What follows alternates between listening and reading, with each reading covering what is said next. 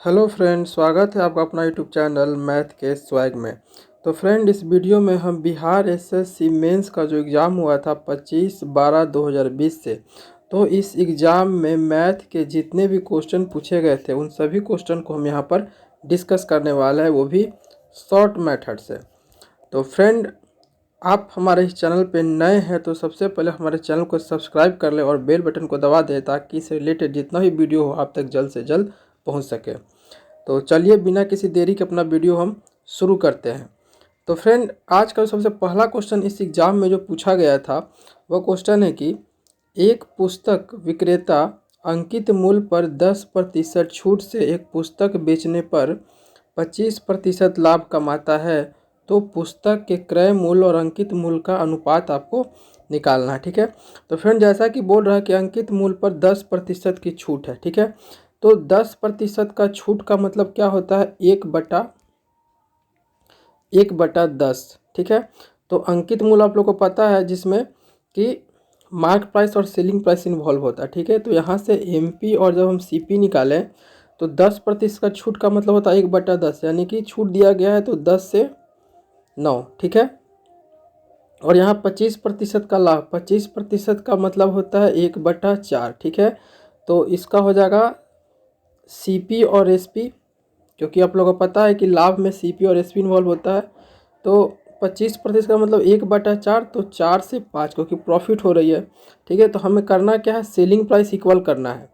तो हम क्या कर देंगे, इसमें 9 से गुना कर देंगे, यहाँ 5 से गुना कर देंगे। ठीक है ना, तो यहाँ भी 5 आ जाएगा, यहाँ भी 9 आ जाएगा। तो हमारा सेलिंग प्राइस जो है वो क्या हो गया, इक्वल हो गया। ठीक है, तो एमपी और सीपी का आपका क्रय मूल्य और अंकित मूल्य का अनुपात पूछ रहा है। ठीक है, तो क्रय मूल्य कौन हो गया हमारा, ये वाला आप देख रहे हो, क्रय मूल्य हो गया जो कितना है हमारा 36 है। ठीक है, और हमारा अंकित मूल्य ये वाला हो गया जो कि 50 है। ठीक है, तो इसका अनुपात देखिए तो 18 दूनी का और 25 दूनी का, तो 18:25 हमारा क्या हो गया, आंसर हो गया। ठीक है, उम्मीद है फ्रेंड आप लोग को समझ में आ रहा होगा। चलिए अपने नेक्स्ट क्वेश्चन की ओर हम चलते हैं, जहाँ पे आपको बोल रहा है कि दो संख्याओं में से छोटी संख्या बड़ी संख्या की 2/3 है। ठीक है, छोटी संख्या जो है बड़ी संख्या की 2/3 है। ठीक है, तो हम मान लेते हैं जो जो बड़ी संख्या है, ठीक है, जो बड़ी संख्या है वो x है। ठीक है, तो छोटी संख्या जो होगी वो क्या है, बड़ी संख्या की 2/3 है, मतलब 2x/3। फिर क्या करा, यदि उसका योग 60 है तो x + 2x/3 = 60 बोल दिया है। तो बोला बड़ी संख्या बताइए। तो जब फ्रेंड यहाँ से एलसीएम लेंगे हम तो ये कितना हो जाएगा, 3x + 2x/3 = हो गया 60। तो यहाँ से 5x/3 = हो गया 60। तो 12 पचे के 60 यहाँ से कट गया फ्रेंड, और 12 तिया के ये 36 हो गया। तो x = कितना आ गया, 36। तो बड़ा संख्या ही पूछ रहा था, तो बड़ा संख्या हमारा कौन था, x ही था, तो ये हमारा बड़ा संख्या हो गया। ठीक है, अगर स्मॉल संख्या यानी छोटा वाला बोलता है तो पता ही क्या करना है, 2/3 × x की जगह 36 रख देंगे। तो 12 तिया से यहाँ 36 और 12 दूनी का 24 हो जाता है हमारा ये छोटा वाला संख्या। ठीक है, चलिए अपने नेक्स्ट क्वेश्चन की ओर हम बढ़ते हैं,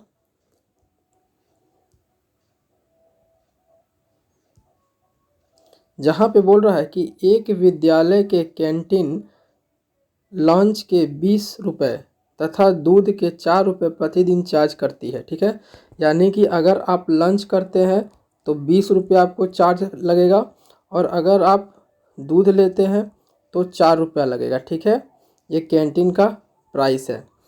तो रमेश को 5 दिन के लिए इन चीज़ों पर कितनी राशि खर्च करनी पड़ेगी। ठीक है, तो एक दिन के लिए आप देखिएगा, तो एक दिन के लिए 20 रुपया हम खर्च करेंगे किस पे, लंच पे, और 4 रुपया किस पे खर्च करेंगे, मिल्क पे।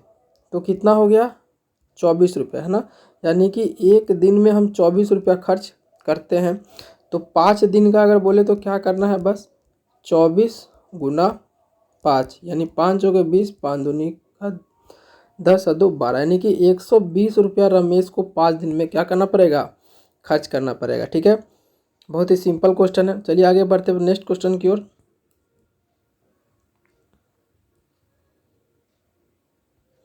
जहाँ आपको बोल रहा है कि 3 अंकों की सबसे बड़ी संख्या जो 7 की गुणज है, ठीक है। तो 3 अंकों की सबसे बड़ी संख्या फ्रेंड पता आप लोग क्या होती है, 9, 9 और 9, ठीक है। तो यह बोल रहा है कि आपको 7 का गुणज होना चाहिए। तो करना क्या है, आपको इसी को 7 से डिवाइड दे देना है, ठीक है। तो आइए हम 7 से जब डिवाइड देंगे तो 1 मरते लगाएंगे तो 2 बच गया, फिर 9, फिर 4 से लगा देंगे 7 चौके 28, फिर 1 उतर जाएगा और फिर यहाँ 9 उतर जाएगा, ठीक है। फिर 7 दूनी का 14, यानी बच कितना गया, 5। तो हमको पूछ रहा है कि 3 अंकों की सबसे बड़ी संख्या जो 7 की गुणज है। तो इसी 142 को जब 7 से हम मल्टीप्लाई कर देंगे अगर, तो 7 टू जा 14 हो गया, 7 चौके 28, 1 29 हो गया, 7 का 7, 7 2 9, यानी कि 994 हमारा क्या होगा फ्रेंड, आंसर होगा, जो कि 7 से सबसे बड़ा सब बड़ा क्या होगा, उसका गुणज होगा। और डिविजिबल भी कहता है, तो हमारा आंसर यही होता 994, ठीक है। उम्मीद है कि आप लोग को समझ में आ रहा होगा। चलिए अपने नेक्स्ट क्वेश्चन की ओर हम चलते हैं।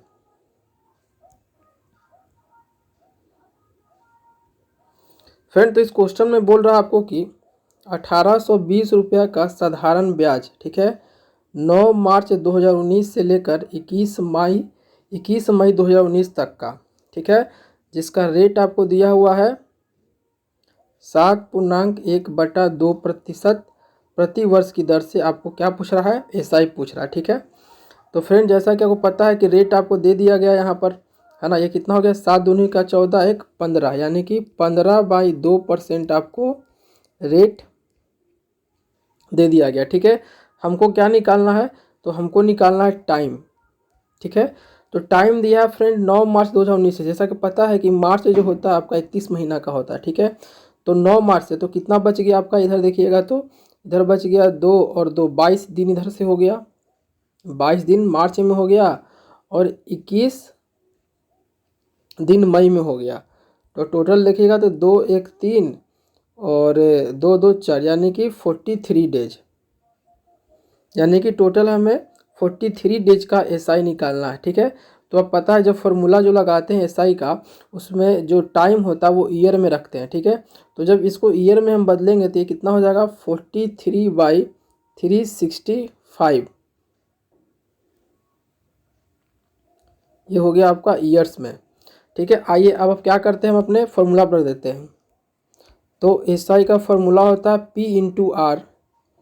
तो 1820 गुना आर हो गया कितना आपका, 15, ठीक है। और नीचे में बाई 2 हो गया और गुना फार्मूला वाला 100 हो गया और गुना दिन, टाइम जिसको बोलते हैं वो कितना है, 43/365, ठीक है। तो आइए हम काटते हैं इसको। तो बताइए फ्रेंड कितना से कटेगा ये, 1 मिनट हम टाइम देख लेते हैं फिर से, हमारा सही है ना। 9 मार्च 2019, मार्च जो होता है 31वां महीना का होता है, ठीक है। तो 9 मार्च 2019 से इसमें कितना 22, तो 22 और 9 कितना हो जाएगा, 31 आपका हो जाएगा, 9 2 11, ठीक है। और इसमें 21 मई, तो 21 तक, ठीक है। तो 2 1 3 हो गया आपका, 2 2 4 43 दिन, ठीक है। तो आइए इसको काटते हैं। पहले तो 1 0 से 1 0 चला गया आपका, ठीक है। और देखते हैं, 15 दूनी का 30,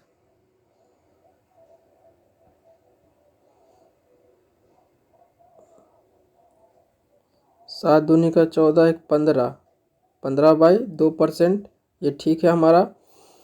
तो फिर हम देखें अगर, तो फिर 2 से अगर इसको काटे तो 9 दूनी का 18, 1 91 आ गया, यानी कि देखें तो 91 इंटू 15/43/365, ठीक है। अब 365 या 43 से कटेगा क्या,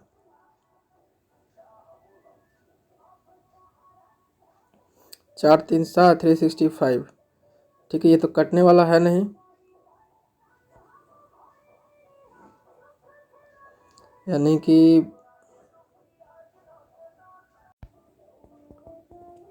ठीक है। अच्छा, 1 मंथ हमने यहाँ का ड्रॉप कर दिया फ्रेंड, मार्च और अप्रैल को हमने नहीं लिया। सॉरी माफ़ कीजिएगा, तो फिर से हम इसे देख लेते हैं इस क्वेश्चन को ज़रा।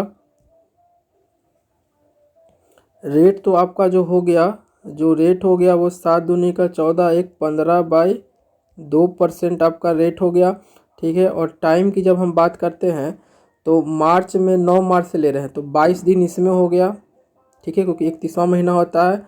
और एक अप्रैल आ गया जो आपका अप्रैल 30 दिन का होता है, ठीक है।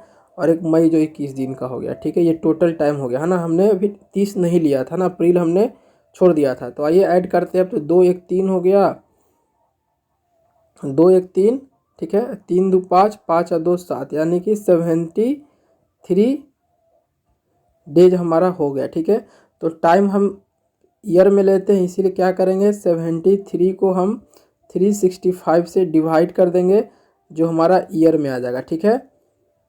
चलिए अब क्या करते हैं, हम एस आई निकाल लेते हैं। हमारा एस आई बराबर क्या हो जाएगा 1820 इंटू रेट 15/2 इंटू फार्मूला वाला 100 इंटू टाइम कितना हमारा 73/365, ठीक है।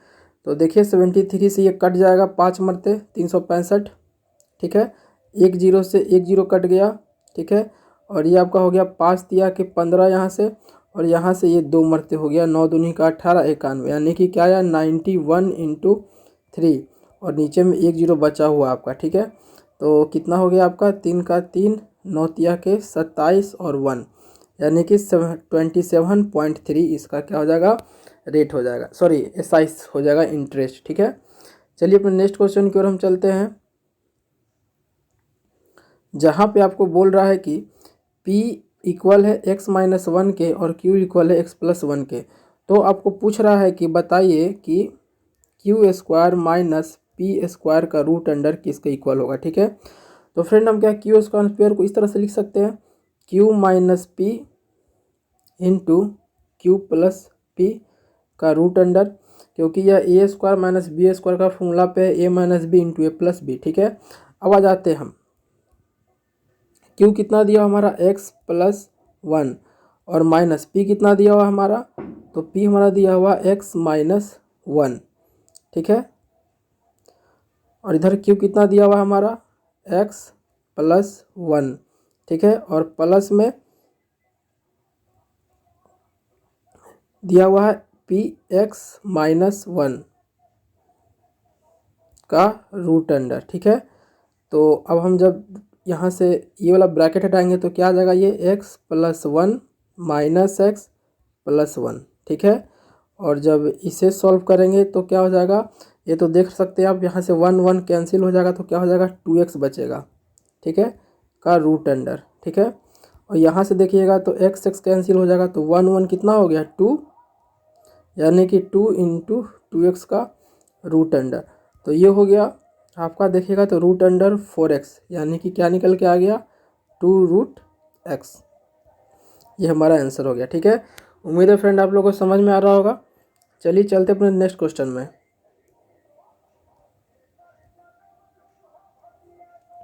जहां आपको कह रहा है कि दो संख्या ज्ञात कीजिए जिनका मध्य अनुपाती 24 है तथा तृतीय अनुपाती 15/36 है। फ्रेंड बहुत ही ज़बरदस्त क्वेश्चन है, ठीक है, बहुत सारे एग्जाम में ये पूछा जाता है, ठीक है। तो ध्यान से देखिए किस तरह से बनता है। तो फ्रेंड जैसा आपको पता है कि मध्य अनुपाती जो होता है दो संख्या का जो मध्य अनुपाती होता है वो होता है रूट अंडर AB, ठीक है। और यही दिया हुआ है आपका 24, ठीक है। तो जब यहाँ से हम स्क्वायर करेंगे तो AB इक्वल टू क्या आ जाएगा आपका 24 का क्या होता है आपको देखिएगा तो 576 होता है, स्क्वायर हम कर दिए बोथ साइड, ठीक है। तो यहाँ से जब हम A निकाले तो क्या आ गया 576/B, ठीक है। तो हमारा ये एक आ चुका है।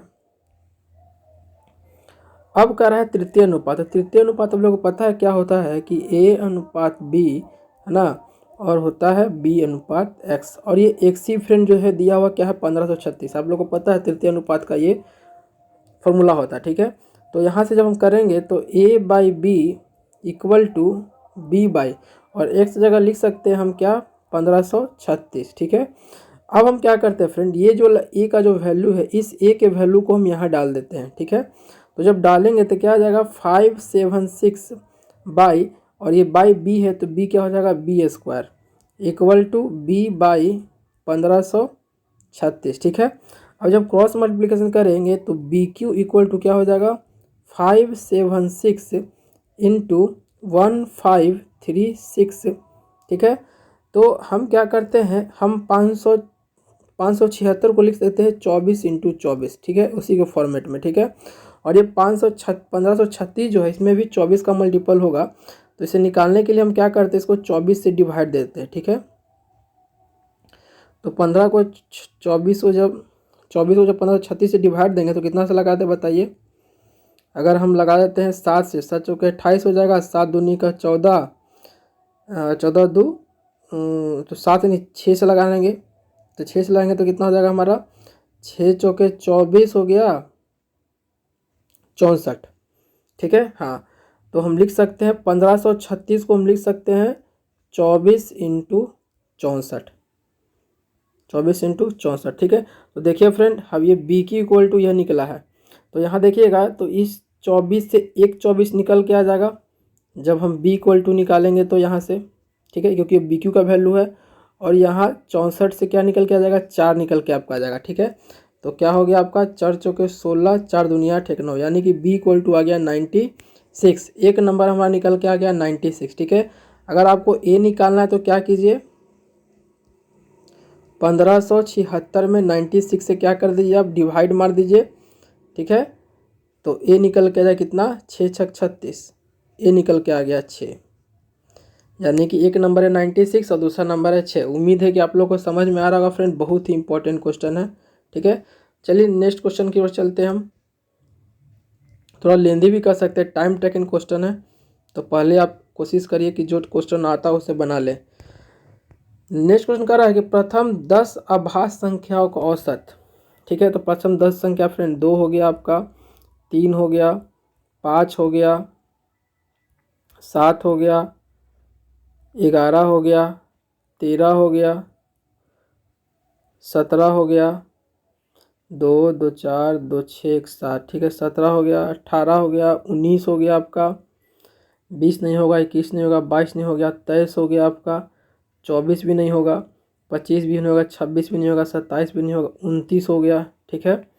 काउंट कर लिए 10 नंबर हो गया, 2 2 4 2 6 6 2 8 2 10 हो गया। चलिए आइए ऐड कर लेते हैं अब, तो 3 2 5, 5 5 10, 10 7 17, 17 10 27, 27 1 28, 28 और 10 हो गया आपका 38, 38 और 3 41, ठीक है, 41 और ये कितना हो गया 9 7, 9 7 हो गया आपका 16 1 36, और यहाँ से दोनों को जोड़ दिए अगर तो 9 और 3 12, 2 2 4 1 5, ऐड कर दिए सबको 6 2 8 8 1 कितना हो गया 9 और 4 और 3 7, 7 5 12, 1200 129, ठीक है। और औसत बोला 10 से डिवाइड मार दीजिए तो कितना आ गया 12.9 आंसर आ गया, ठीक है। चलिए आगे बढ़ते अपने नेक्स्ट क्वेश्चन की ओर हम, जहाँ पे आपको बोल रहा है कि 3 क्रमागत प्राकृतिक संख्या जो प्रत्येक 5 से विभाजित है का योग 225 दिया हुआ है, ठीक है। तो 5 से विभाजित है और क्रमागत है, ठीक है। तो हम मान लेते हैं एक जो होगा वो 5x होगा, दूसरा जो होगा 5 × x + 1 होगा, और जो तीसरा होगा वो क्या होगा 5 × x + 2। यही वो संख्या होगी जो क्रमागत भी होगी और साथ में साथ 5 से मल्टीप्लाई भी होगा। अब कर रहा है इनका योग, तो बस सारा का सम आपको कर देना है, यही दिया हुआ कितना 2 2 5। तो यहाँ से निकल गएगा 5x, एक यहाँ से निकल गएगा 5x, एक यहाँ से निकल गएगा 5x, तो क्या हो जाएगा 15x, ठीक है, प्लस एक यहाँ से 5 आ जाएगा कि यहाँ से 10 आ जाएगा, 10 5 कितना हो गया 15 इक्वल टू 2 2 5। तो 15x इक्वल टू 15 घटाएंगे तो 0 1 2, ठीक है। तो x इक्वल कितना आ गया हमारा 210/15, ठीक है। तो काट दीजिए इसको, कट जाएगा 5 दिया के और 70 और 14 25 70, तो x कितना आ गया हमारा निकल के 14 आ गया, ठीक है। अब बोल रहा है कि सबसे बड़ी संख्या क्या होगी, तो सबसे बड़ी संख्या कौन है हमारा, सबसे बड़ी संख्या ये है 5 × x + 2 जो क्या है हमारी सबसे बड़ी संख्या है। तो 14 2 कितना हो गया 16, 16 को 5 से गुना कर दिए, 16 पचे 80, यानी कि 80 जो वो संख्या होगी जो क्या है सबसे बड़ी है। ठीक है, चलिए आगे बढ़ते अपने नेक्स्ट क्वेश्चन की ओर हम, जहाँ कह रहा है कि दो मोबाइल फ़ोन में प्रत्येक को 45 रुपये में बेचने पर एक पर 6% का लाभ और दूसरे पर 6% का हानि होता है, तो पूरे लेन देन में लाभ या हानि प्रतिशत क्या होगा।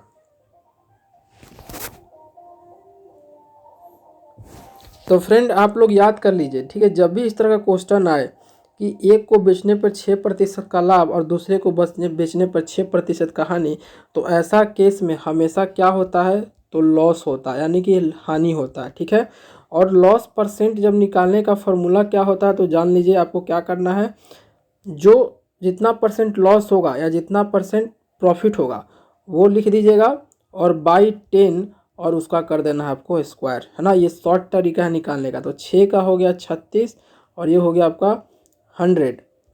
ठीक है, यानी कि 0.36% का क्या होगा, उसको लॉस होगा। ठीक है, चलिए आगे बढ़ते हैं नेक्स्ट क्वेश्चन की ओर हम, जहाँ पे वो कह रहा है कि दो संख्या तीसरी संख्या से क्रमशः 20% और 28% छोटी है, तो दूसरी संख्या पहली संख्या से कितने प्रतिशत छोटी होगी। ठीक है, दो संख्या तीसरी संख्या से क्रमशः 20% और 28% छोटी है। ठीक है, तो हम मान लेते हैं जो पहली संख्या होगी फर्स्ट नंबर, वो क्या है 20% छोटी है। ठीक है, तीसरी संख्या से,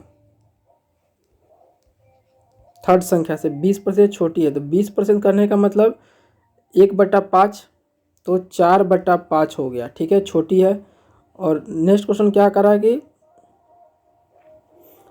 दो संख्या तीस संख्या से, ठीक है, तो सेकेंड नंबर जो होगा वो थर्ड नंबर से क्या है 28% छोटी है। 28% कहने का मतलब क्या, तो 7 चौके 25 चौके, छोटी है, इसका मतलब 18/25। ठीक है, तो हम क्या करेंगे, थर्ड नंबर को इक्वल कर देंगे। रेशियो से सॉल्व कर रहे हैं फ्रेंड, रेशियो से बहुत जल्दी सॉल्व हो जाएगा। ठीक है, तो ये 25 है तो यहाँ भी 5 से गुना कर देते हैं, हम 25 बना देते हैं, इक्वल हो गया। अब देखिएगा तो फर्स्ट नंबर और सेकेंड नंबर का जो रेशियो आपका आ गया है 20 और 18। ठीक है, तो पूछ रहा है कि दूसरी संख्या पहली संख्या से कितने प्रतिशत छोटी है, तो दूसरी संख्या कितना छोटा है 2, और जब छोटी बोलेगा तो यानी बड़ा रख लेना है 20 गुना 100, 20 25 100, 5 दूनी का 10, 10% क्या है फ्रेंड छोटी है। ठीक है, चलिए आगे बढ़ते अपने नेक्स्ट क्वेश्चन की ओर हम,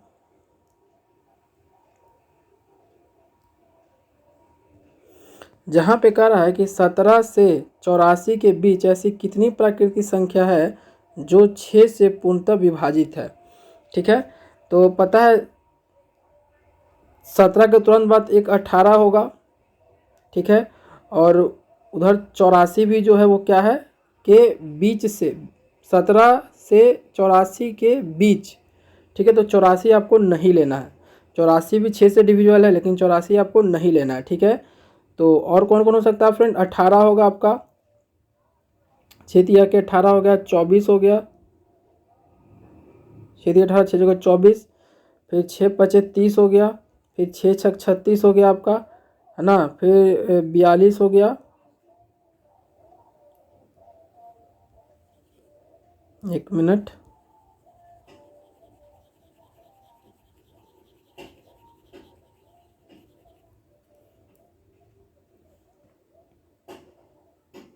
बयालीस हो गया, फिर 48 हो गया, फिर 54 हो गया, फिर 60 हो गया, फिर 66 हो गया आपका, 72 हो गया फिर आपका, फिर 78 हो गया आपका, फिर देखिएगा तो 84 हो जाएगा। तो 84 तो लेना है नहीं, तो बस यही नंबर होगा जो कि होगा। तो कितने नंबर है काउंट कर लीजिए, 1 2 3 4 5 6 7 8 9 10 11 हमारा आंसर हो जाएगा। ठीक है, और एक और तरीका आपको करना क्या होता है कि जिस नंबर से बोले उसको आप उस नंबर से डिवाइड दे दीजिए। ठीक है, और फिर जितना आता है क्वोटेंट, और फिर जो लास्ट वाला जो नंबर है 84 उसको उससे डिवाइड दे दीजिए। ठीक है, और फिर यहाँ पे जो क्वोटेंट आता है इस क्वोटेंट को ऐड कर देना है, और उसमें से फिर क्या करना है आपको, एक ऐड करके 2 से डिवाइड दे देना है। तो वो भी तरीका हमारे पास है ना, उस तरीका से ही बना सकते हैं। ये छोटा वैल्यू था इसीलिए हम इस तरह से निकाल के बना दिए, ठीक है। चलते अपने नेक्स्ट क्वेश्चन में, जहाँ कह रहा है आपको कि 4326 में कौन सी न्यूनतम संख्या घटाई जाए ताकि 1 2 3 से पूर्णतः विभाजित हो जाए। तो बहुत सिंपल है, कुछ करना है नहीं आपको, 1 2 3 से डिवाइड दे दीजिए, तुरंत वहाँ से पकड़ में आ जाएगा। कितना मरते लगा दे फ्रेंड, अगर 4 से लगाएंगे तो ज़्यादा हो जाएगा, 3 से लगाना पड़ेगा। तो 3 तिया के 9, 3 दूनी का 6, 3 का 3, तो यहाँ से आ गया 3, ये बचा 2, कैरी दिए, 12 में से 6 जाएगा, ये ख़त्म कहानी, फिर एक आ गया। अब बताइए कितना से लगा दे, अगर 6 से लगाएंगे तो 6 5 से लगाना पड़ेगा हमें। तो 5 तिया के 15, 5 दूनी 10, 1 11, 5 का 5 1 6, ठीक है। तो ये बच गया 6, 2 में से गया तो एक ख़त्म, 6 उतर गया। अब कितना से लगाना पड़ेगा हमें, 1 2 3 से ही लगेगा। अब एक मरते 1 2 3, तो 6 में से 3 गया तो 3, 6 में से 2 गया तो 4। तो क्या पूछ रहा था कि कौन से न्यूनतम संख्या घटाई जाए। तो फ्रेंड यानी कि 4 3 2 1 6 में से जब हम 43 माइनस करेंगे तो जो नंबर आएगा वो क्या होगा, 1 2 3 से पूर्णतः डिविजिबल होगा, ठीक है। उम्मीद है कि आप लोगों को समझ में आ रहा है। तो बस करना क्या है, आपको डिवाइड दे देना है, जो रिमाइंडर बचेगा वही क्या करना है, आपको घटा देना है। चलिए नेक्स्ट क्वेश्चन की ओर चलते हैं हम, जहाँ कह रहा है कि पेट्रोल की कीमत से इतना रुपये प्रति लीटर थी, ठीक है। पहले कीमत में 20% की वृद्धि की गई है, उसके बाद 10% की कमी की गई है। पेट्रोल की अब कीमत बताइए। तो पहले क्या थी फ्रेंड, 15.5 था, ठीक है। फिर क्या किया गया, 20% की वृद्धि हो गई। 20% कहने का मतलब 20 1 से 5 यानी कि 6 से 5 वृद्धि हुआ है, इसीलिए 6 से 5। 10% कहने का मतलब 1/10 यानी कि कमी हुई है, तो 9/10, ठीक है। इसी को सॉल्व कर लिए, यही हमारा आंसर आने वाला है, ठीक है। आइए सॉल्व करते हैं। पहले तो ये 5 लगेगा, 5 दिया के 15, तो 31.1, ठीक है। अब क्या करना है, 31.1 इंटू 9 6 कितना हो गया आपका, 54 हो गया, बाई 10, ठीक है। तो आ जाते हैं 31 को 54 से मल्टीप्लाई कर लीजिए, 4 4 तिया के 12, ये हो गया 5 5 तिया के 15, यानी कि 4 5 2 7 5 1 6 1 और 1674 और एक पॉइंट इसका और एक 2 डिजिट के बाद, यानी कि 16.764 प्रति लीटर क्या होगा, पेट्रोल की कीमत अब हो जाएगी, ठीक है। चलिए नेक्स्ट क्वेश्चन की ओर हम चलते हैं, जहाँ पे आपको बोल रहा है कि निम्नलिखित में से कौन सी भिन्न सबसे बड़ी, एक 6/7 दिया हुआ, एक 5/7 दिया, एक 7/8, एक 3/4 दिया, ठीक है। तो पहले हम क्या करते हैं, हम 6/7 और 5/6 में देख लेते हैं कौन सबसे बड़ा है। तो 6 6 36 और 7 5 35, यानी कि ये बड़ा है, ये कैंसिल हो गया। अब 6/7 में और 7/8 में देख लेते हैं कौन बड़ा है। तो क्रॉस मल्टीप्लिकेशन करेंगे तो 8 6 48 आ जाएगा, 7 7 49 आ जाएगा, ठीक है। तो ये कैंसिल, ये बड़ा हो गया। अब इसमें लेंगे 3/4 को देखेंगे, ठीक है। क्रॉस मल्टीप्लिकेशन 7 चौके 28, 8 तिया के 24, तो ये भी हो गया कैंसिल, यानी कि 7/8 क्या है, सबसे बड़ा है, ठीक है। उम्मीद है कि फ्रेंड समझ में आ रहा हो। करना कुछ नहीं है, 2 नंबर को लेके क्रॉस मल्टीप्लिकेशन कर देना है आपको, और जिसका वैल्यू ज़्यादा आएगा वो सबसे बड़ा होगा, ठीक है। चलिए आगे चलते हैं नेक्स्ट क्वेश्चन की ओर हम,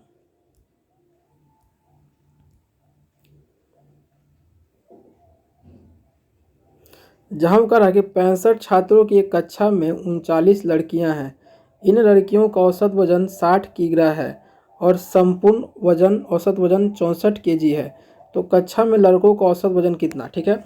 तो फ्रेंड आइए इसको हम एलिगेशन मेथड से बनाते हैं, बहुत ही जल्दी बन जाएगा, ठीक है। तो पहले हम बॉयज और गर्ल्स का रेशियो निकालें, ठीक है। 65 छात्रों की संख्या में लड़कियाँ कितनी, 39 है, ठीक है। गर्ल्स कितना है, 39 है, ठीक है। तो बॉयज कितना होगा फ्रेंड, 26 है ना, 9 6 15, 3 2 5 26 है, ठीक है। अब बॉयज़ और गर्ल्स, ठीक है, यानी कि गर्ल्स और बॉयज़ का जब हम रेशियो देखेंगे कितना हो जाएगा आपका, 13 तिया 39 हो गया ये, और 13 दूनी 26, ठीक है। यानी 3:2 गर्ल का है, ठीक है। अब औसत वजन लिख लेते हैं, लड़कियों का औसत में कितना है, 60 किग्रा, ठीक है। बॉयज़ का हमें पता नहीं है तो एक्स मान लेते हैं, ठीक है। और टोटल कितना है 64। ठीक है, आइए माइनस करते हैं। तो जब इसमें से घटाएंगे तो यह 4 आ जाएगा। ठीक है, यानी कि 2 से 4 कैसे आ गया होगा फ्रेंड, 2 मल्टीप्लाई हुआ होगा। तो इसमें भी 3 से कितना आ जाएगा, 2 मल्टीप्लाई कर दिया यानी कि 6 आया होगा। तो जब यहाँ 6 आया होगा घट के, तो यहाँ पे कितना होगा 70। ठीक है, तो लड़कों का औसत वजन कितना है 70 kg है बॉयज। देखिए कितना सिंपल एलिगेशन मेथड से सॉल्व हो गया। चलिए आते हैं नेक्स्ट क्वेश्चन की ओर हम अपने।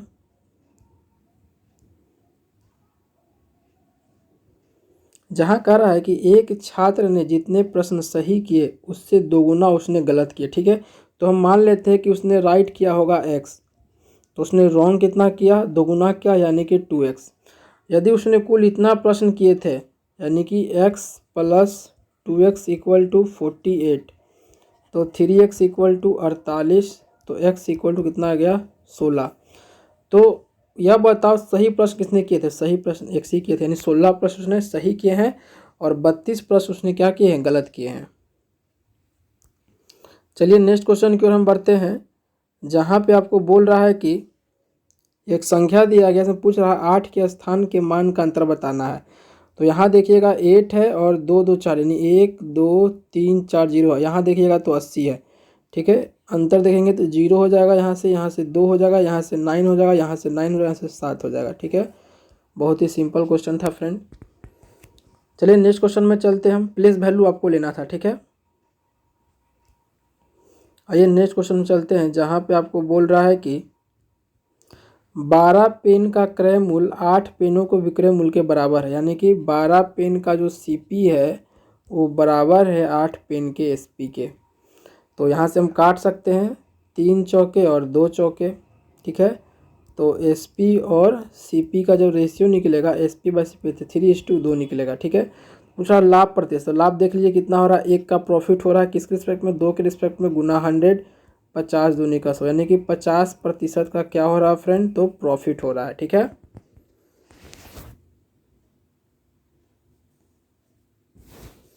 चलिए अपने नेक्स्ट क्वेश्चन की ओर आगे हम बढ़ते हैं।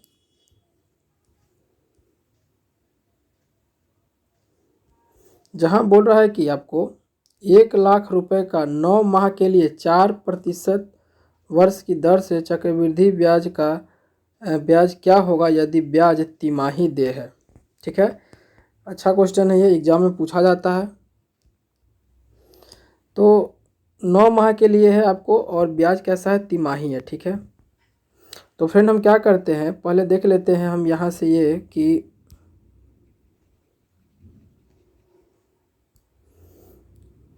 12 मंथ का रेट कितना दिया हुआ है 4%। ठीक है, तो 1 मंथ का रेट कितना होगा 4/12%, यानी कि 1/3%। ठीक है, तो हमें 9 महीना का निकालना है, तो 9 महीना कितना हो जाएगा 1/3 गुना 9, यानी कि 3 से 3 कट गया यानी कि 3%। ठीक है, तो चलिए हमने रेट निकाल दिया है 3%। टाइम की बात करें तो 9 महीना है और ब्याज तिमाही है, यानी कि 9/3, तो टाइम जो निकलेगा हमारा वो कितना आ जाएगा 9/3, 3 का स्लॉट बनेगा तो 3 ईयर्स। तो टाइम आ गया 3 ईयर्स और रेट आ गया 3%। ठीक है, तो बस आपको निकाल देना है, अब सिंपल हो गया हमारे लिए। तो 3 + 3 + 3 × 3/100, तो यहाँ से आ गया 3 3 6 + 0.09। ठीक है, यानी कितना हो गया 6.09। ठीक है, ये 2 साल के लिए हो गया, 3 साल के लिए हमें चाहिए तो फिर और करना पड़ेगा 6.09 + 3 + 6.09 × 3/100, तो ये कितना हो गया 6 3 9, तो 9.09 प्लस ये देखिएगा कितना हो गया आपका, तो हो गया आपका 9 तिया के 27 और 6 तिया के 18 और 0 2 2 4, तो 2 और 2 4 1.09 8027। तो जब ऐड करिएगा तो आप कितना आ जाएगा 7298.10 इतना परसेंट। तो बस अब करना कुछ नहीं है,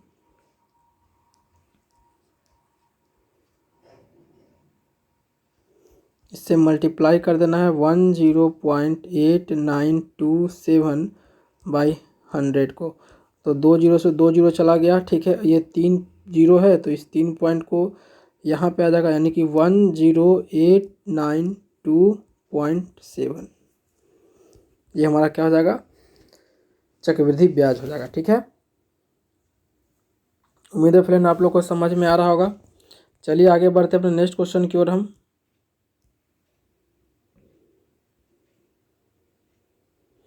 जहाँ पे वो कह रहा है कि P plus Q plus R दिया हुआ है 1 और P Q plus Q R plus R P 1/3, तो पी क्यू आर। तो फ्रेंड सिंपल यहाँ देख रहे हैं कि P भी आपको लेना पड़ेगा 1/3, क्यू भी आपको लेना पड़ेगा 1/3 और आर भी लेना पड़ेगा 1/3। तो सिंपल वे में जब इसको ऐड करिएगा अगर आप तो आ जाएगा 1, ठीक है। सिंपल वे में जब ऐड करिएगा कितना आ जाएगा 1 आ जाएगा यहाँ से। और जब P इंटू क्यू करिएगा तो 1/9, क्यू इंटू आर करिएगा तो 1/9 और आर इंटू पी कीजिएगा तो 1/9, ठीक है। जब जोड़िएगा तो 3/9 यानी कि 1/3 आ रहा है। इसका मतलब पी क्यू आर क्या आ जाएगा 1:1:1, ठीक है। बहुत ही सिंपल क्वेश्चन है, हल्का सा बस दिमाग यूज करना था। चलिए अपने नेक्स्ट क्वेश्चन की ओर हम चलते हैं। जहाँ वो कह रहा है कि दो संख्याओं का योग 25 है तथा उनका अंतर 13 है, तो उनका गुणनफल बताइए। यानी दो संख्या x प्लस वाई, इसका योग दिया हुआ है 25 और इसका गुणनफल दे दिया है आपको 13। तो हम क्या करेंगे, x माइनस वाई का होल स्क्वायर लगाएंगे तो क्या हो जाएगा x प्लस वाई का होल स्क्वायर, ठीक है। और -4xy लगा देते हैं। तो x प्लस वाई 25 है तो 25 का स्क्वायर हो गया आपका 625 माइनस xy 13, 13 जो कितना हो गया 52। तो 625 में से 52 घटाइए, 5 में से 2 गया तो आया 3 और ये बच गया 1, तो कैरी दिए तो 11 में से 5 गया तो बचा 6 और ये बच गया आपका 563, ठीक है। 1 मिनट, कुछ गड़बड़ नहीं, सही है। 3 2 5, 5 में से 2 गया तो 3 आया, 3 2 5 और ये कितना हो गया आपका 12 में से 5 जाएगा तो बचेगा 7, यानी 573, ठीक है। तो x माइनस वाई कितना आ गया हमारा √573, जो कि ब्रेक नहीं होगा, स्क्वायर रूट नहीं हो पाएगा। कहीं गलत है क्या, एक बार फिर से हम चेक कर लेते हैं, 1 मिनट रुक जाइएगा। x plus Y equal to 25 दिया हुआ और सॉरी उनका अंतर दिया हुआ है 13, है ना। तो हमने आइए फिर से बना लेते हैं। दो संख्याओं का योग यानी कि x plus Y equal to हो गया 25 और उनका अंतर यानी कि x minus Y equal to 13, तो उनका गुणनफल पूछ रहा है। बहुत ही सिंपल है, इसको सॉल्व कर लीजिए आप। x minus Y equal to 13 plus कर देते हैं तो 2x इक्वल कितना जाएगा 38, तो x इक्वल कितना आ गया 19, तो y कितना आ गया x 19 आ गया आपका। देखिए तो y आ जाएगा कितना 6, तो बस उसका गुणनफल बोल रहा है तो 19 गुना 6, तो 9 छक 54, हाथ में रहा 5, 114, ठीक है। चलिए नेक्स्ट क्वेश्चन की ओर हम चलते हैं।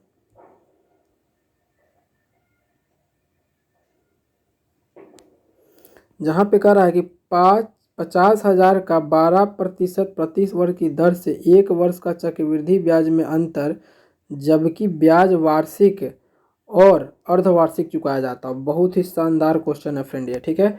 यानी कि आपको 1 वर्ष में चक्रवृद्धि ब्याज का अंतर बताना है जब वह वार्षिक हो, जब ब्याज वार्षिक लगे, और एक है जब ब्याज अर्धवार्षिक लगे, ठीक है। तो वार्षिक का पहले हम निकाल लेते हैं, ठीक है। वार्षिक का जब हम लोग निकालेंगे तो CI क्या आएगा, तो वार्षिक के लिए आएगा, देखिए वार्षिक का निकाल रहे हैं तो आएगा 50,000 गुना 12% रेट है, ठीक है, और 1/100, क्योंकि पहले साल का जो CI लगता है, पहले साल का जो CI लगता है और SI दोनों इक्वली होता है। तो आप पहले साल अगर SI निकाल देते तो वो CI ही होता है, ठीक है। तो 2 जीरो से 2 जीरो चढ़ गया, 12 पचे 60 यानी कि और 20 60,000 रुपया। ये क्या है, वार्षिक का है।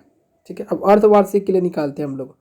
तो अर्धवार्षिक के लिए पता है फ्रेंड आप लोग को कि अर्धवार्षिक में जो टाइम हो जाता है वो दोगुना हो जाता है। तो टाइम 1 साल था तब 2 ईयर्स हो जाएगा। रेट आधा हो जाता है यानी कि 12% है तो 6% हो जाएगा। ठीक है, तो आइए हम लोग निकाल लेते हैं। तो 2 साल के लिए ना, तो 6 + 6 + 6 × 36 / 100 यानी कि 6,612.36%। तो आइए 50,000 में गुना कर देते हैं, 12.36/100। तो 2 जीरो से 2 जीरो यहाँ चला गया और ये 2 जीरो इस 2 पॉइंट को लेके चला गया। तो फाइनल क्या बचा, 12 3 6 × 5। ठीक है, तो जब गुना करेंगे हम इसे तो 5 × 30, 5 × 30 हो गया, 5 × 15 3 18 हो गया, 5 दूनी 10 1 11 हो गया, 5 5 6 हो गया, 6,180।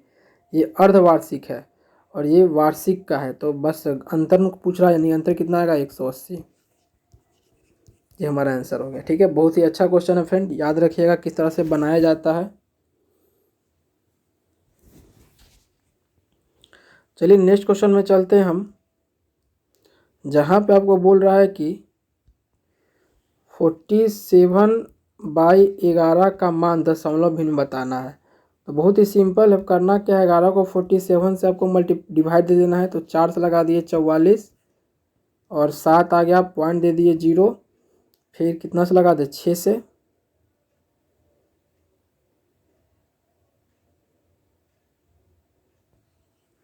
तो 66 आ जाएगा, फिर 4 आ जाएगा, फिर आपको 0 उतारना, फिर कितना से लगा दे हम 4 से, सॉरी 4 से नहीं लगेगा, 3 से लगेगा।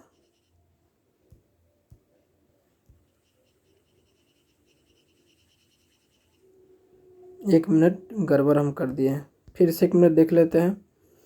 11 को लगाना है 47 से डिवाइड कर देना है, तो 4 से लगाएंगे तो हो जाएगा 44, 7 में से 4 गया तो आया 3, पॉइंट डालेंगे तो यहाँ 0 आ जाएगा, फिर 2 से लगाएंगे तो आ जाएगा 22, फिर 8, फिर 0 लगा देंगे, फिर 7 से लगाएंगे तो आ जाएगा 77, फिर 3 आ जाएगा। ठीक है, फिर 0 लगाएंगे, फिर 2 से लगाएंगे तो फिर 22 आ जाएगा, फिर आ जाएगा 8, फिर 0 लगाएंगे, फिर 7 मरते आ जाएगा, फिर आ जाएगा आपका 77 और फिर आ जाएगा 3। इसी तरह बढ़ते रहेगा। तो अब देख रहे हैं कि 27 जो है वो रिपीट कर रहा है आपको, तो हम लिख सकते हैं इसको 4.27 के पावर बार। ये हमारा आंसर हो गया। ठीक है, क्योंकि 27 जो डिजिट है बार बार रिपीट करते रहेगा। आप देख सकते हैं 3 आएगा, फिर उसके बाद 80 आ जाएगा, है ना। तो 27 बार बार रिपीट करेगा, इसीलिए 4.27 के पावर बार। ठीक है, उम्मीद है फ्रेंड लोग समझ में आ रहा होगा। चलिए नेक्स्ट क्वेश्चन की ओर हम चलते हैं। एक परीक्षा में एक विद्यार्थी को एक सही उत्तर पर 2 अंक मिलते हैं। ठीक है, यानी कि वो सही करता है तो उसे 2 अंक मिलता है और एक गलत उत्तर पे 1 अंक कट जाता है। यदि वो 50 प्रश्न हल करता है तथा उसे 70 अंक प्राप्त होता है तो उसके द्वारा हल किया गया सही संख्या बताई, कितना उसने सही किया। तो बहुत ही शानदार क्वेश्चन है फ्रेंड, ये है ना, अपने आप में बहुत ही अच्छा क्वेश्चन है। तो हम मान लेते हैं कि उसने जो राइट किया होगा वो राइट किया है एक्स क्वेश्चन उसने राइट किया है। ठीक है, यदि वो 50 प्रश्न हल करता है, टोटल हल कितना किया था उसने 50, तो रॉन्ग कितना किया है उसने 50 - x। बोलिए फ्रेंड, अगर x वो क्वेश्चन सही किया है तो रॉन्ग 50 - x किया होगा। ठीक है, और प्रत्येक सही उत्तर के लिए 2 अंक दिए जाते हैं, तो टोटल राइट एंगल कितना हो जाएगा 2x नंबर। और प्रत्येक गलत उत्तर के लिए 1 अंक कम हो जाते हैं, यानी गलत कितना किया 50 - x। यानी इसी में जब 50 - x से जब 1 मल्टीप्लाई कर देंगे तो इतना नंबर उसको क्या मिलेगा, गलत किया होगा। और इसी में से माइनस कर देते हैं हम और टोटल अंक प्राप्त किया है 70। ठीक है, हमारा इक्वेशन बन के हो गया तैयार। बहुत ही सिंपल क्वेश्चन, लेंदी दिख रहा है, बड़ा दिख रहा है आपको देखने में, कुछ करना ही नहीं है। हमने x माना कि x क्वेश्चन सही किया है, 50 - x गलत किया है। सही अंक के लिए 2 अंक मिलते हैं तो 2 मल्टीप्लाई कर दिए और गलत अंक के लिए 1 नंबर कट जाते हैं, तो गुना इसमें 1 कर दिए और माइनस कर दिए बस। तो यहाँ से आ गया 2x - 50 और माइनस माइनस प्लस x = 70। तो x और x 2x हो गया 3x और ये 50 उधर गया 70 के साथ हो गया 120। तो x इक्वल कितना हो गया 40, यानी कि 40 क्वेश्चन जो है उसने क्या किया है, सही किया है, राइट। और जो रॉन्ग किया है वो कितना किया है, 50 में से 40 गया तो 10 उस क्वेश्चन क्या किया उसने रॉन्ग किया। ठीक है, उम्मीद है फ्रेंड आप लोगों को समझ में आ गया होगा। बहुत ही ज़बरदस्त क्वेश्चन है, एक बहुत ज़बरदस्त क्या बोल सकते हैं आप, मतलब कि अच्छा क्वेश्चन है। चलिए तो फ्रेंड हमारा ये क्वेश्चन हो गया ख़त्म यहाँ पे।